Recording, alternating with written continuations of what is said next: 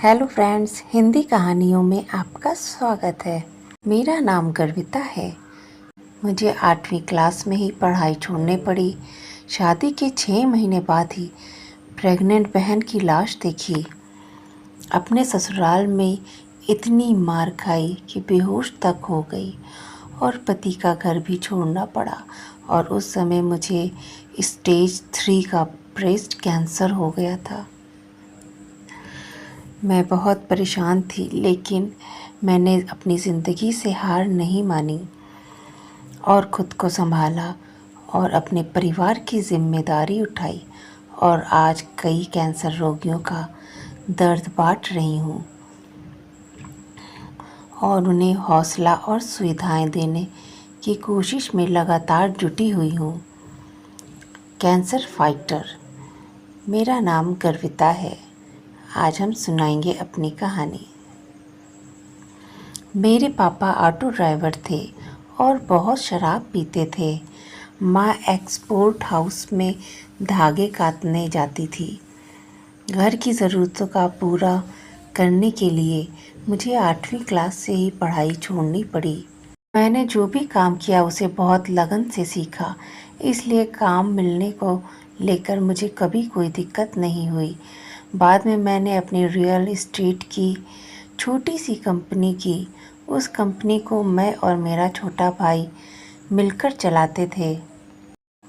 मुझसे पहले मेरी छोटी बहन की लव मैरिज हुई, लेकिन 6 महीने में ही उसकी हत्या कर दी गई।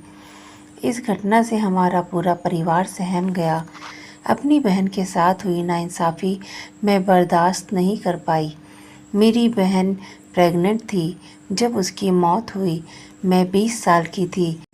मैंने 20 साल की उम्र में अपनी बहन का केस लड़ा। मैंने 7 साल तक केस लड़ा और बहन के पति को उम्र कैद की सज़ा दिलाई। बहन की मौत के बाद मुझ पर शादी का दबाव बनाया जाने लगा। घर वाले मेरी शादी जल्दी कर देना चाहते थे ताकि बहन की मौत का असर मेरी ज़िंदगी पर ना पड़े। उन्हें ये डर था कि अब मुझसे शादी कौन करेगा। प्रेशर में आकर उन्होंने मेरी शादी दिव्यांग से करा दी। शादी करने के बाद पति, सास और नंद मुझे बहुत मारते पीटते थे, कमरे में बंद कर देते थे, कई कई दिनों तक खाना नहीं देते थे। मेरी हालत बहुत ख़राब हो गई थी। एक दिन तो मुझे इतना मारा गया कि मैं बेहोश तक हो गई। उसके बाद मैंने ठान लिया था कि मैं अब इस घर से निकल कर ही रहूँगी और अब इस घर में मैं नहीं आऊँगी दोबारा वापस। मैं अपनी माँ के घर आ गई और तलाक का केस फाइल कर दिया। मुझे पति के घर की प्रताड़ना से छुटकारा तो मिल गया, लेकिन मेरी माँ पैरालाइज हो गई। मेरी माँ को भी ब्रेस्ट में गांठ हुई थी, लेकिन वो ब्रेस्ट कैंसर नहीं था। जब मैंने दाएं ब्रेस्ट में गांठ महसूस की तो सोचा शायद माँ की तरह मुझे भी नॉर्मल गांठ हो गई होगी। फिर भी मैंने गांठ के लिए नॉर्मल डॉक्टर से चेकअप कराया। डॉक्टर ने भी इसे नॉर्मल गांठ बताया।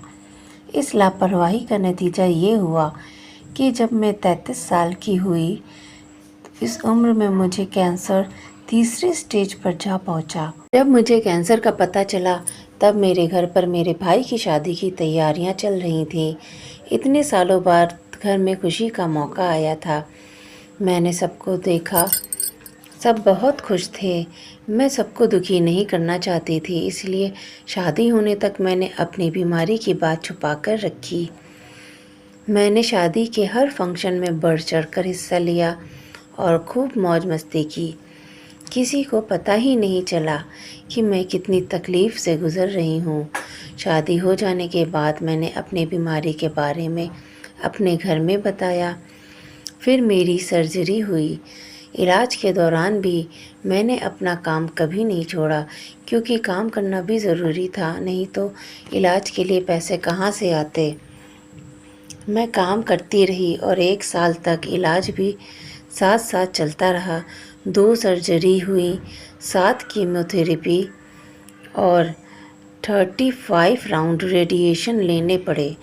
मुझे अपनी कार, गहने और ज़मीन बेचनी पड़ी। फिर भी मैं घर से ऐसे निकलती थी कि जैसे मुझे कुछ हुआ ही नहीं है। ब्रेस्ट कैंसर से लड़ते हुए परिवार मेरा मेरे साथ ही खड़ा था, जिससे कि मुझे बहुत हौसला मिला। कैंसर से जूझते हुए मैं कुछ ऐसी संस्थाओं से जुड़ी जहां मुझे मेरे जैसे रोगियों की ही सेवा करने का मौका मिला।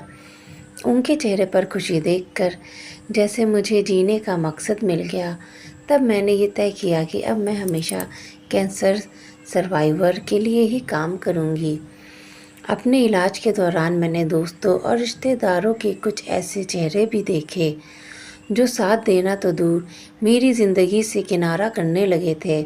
ऐसे झूठे लोगों के, रिश्तेदारों के रिश्ते निभाने से अच्छा मैंने सेवा का रास्ता चुना। मैं खुद कैंसर सर्वाइवर से गुज़र रही थी और कैंसर पेशेंट का दर्द समझती हूँ, इसलिए अब मैं कैंसर कम्युनिटी के लिए काम कर रही हूँ। हमने कैंसर पेशेंट के लिए वन स्टॉप शॉप की शुरुआत की है। यहाँ कैंसर फाइटर्स की सभी ज़रूरतों को पूरा किया जाता है। कैंसर के इलाज के लिए भी मरीज कई खर्च होते हैं, उन्हें रेगुलर चेकअप कराना होता है। हम उनका ये खर्च कम करना चाहते हैं। हमारे साथ कई हेल्थ केयर सेंटर, साइकियाट्रिस्ट आदि जुड़े हैं जो कैंसर फाइटर्स का मुफ्त इलाज और डिस्काउंट में इलाज करते हैं।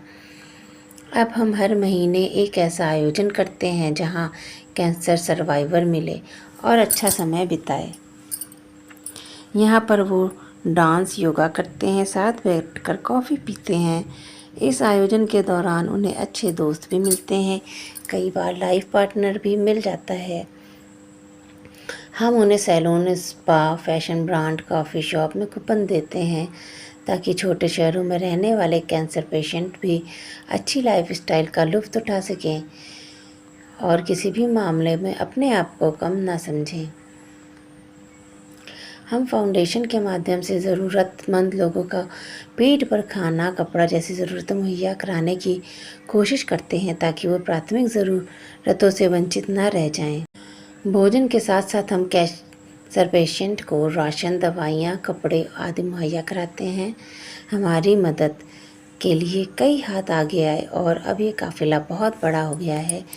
अब हम सब मिलकर कैंसर को हराने की जंग में लगे हुए हैं। जब लोग कहते हैं कि तुम्हें देखकर बहुत हिम्मत मिलती है तो मुझे तसल्ली होती है कि मैं सही काम कर रही हूँ। अब ज़िंदगी से कोई शिकायत नहीं है। तो आपको ये कहानी कैसी लगी? अच्छी लगी हो तो लाइक करिए, चैनल सब्सक्राइब करिए। Bye bye, thank you for watching.